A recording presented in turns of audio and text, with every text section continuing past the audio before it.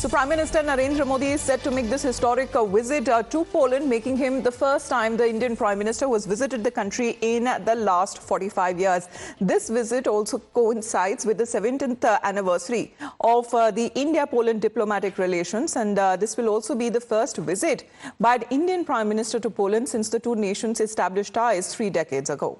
Let's also highlight the long-standing international ties as the Prime Minister will be visiting the World War II Memorial, commemorating a historic bond between India and Poland. This visit reflects a deep-rooted relationship that has been forged during the pivotal times in history. We are here in Warsaw, the capital of Poland, where the Prime Minister of India, Narendra Modi, would be visiting for a state visit. Right now, on your screens, you can see this memorial. This is the everlasting India-Poland relationship. This is a memorial that has been erected in memory of Jam Sahib, Digvijay Singh Jadeja, the Maharaja of Navanagar in present-day Gujarat. The history says that during the Second World War, when the Polish children were left with no residence, no place to live, they were on a ship. It was Jam Sahib who welcomed them, not only welcomed them or gave them refuge, but ensured that their studies, their culture can be preserved. In his memory, this lane, this square, and this memorial has been erected.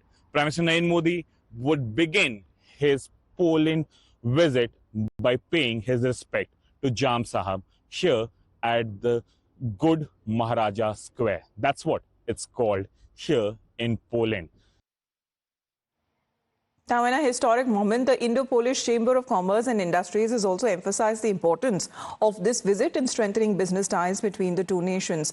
A senior Polish Institute of International Affairs analyst has echoed the sentiment, describing the visit as long overdue. He's also expressed hopes that the visit will not only advance political relations, but will also provide significant boost to bilateral cooperation across various sectors.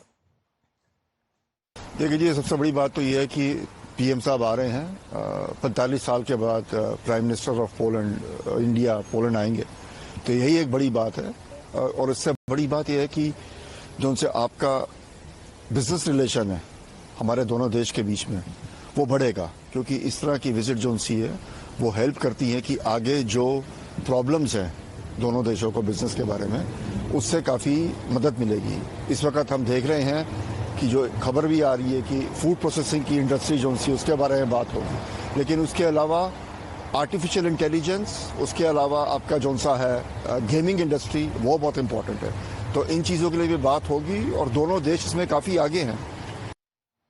However, the opposition has sought to settle political scores once again, targeting the Prime Minister. Congress's Shashi Tharoor has highlighted the Ukrainian president, who reportedly expressed his dissatisfaction with Prime Minister Modi's gesture of embracing the Russian president when he was in Moscow.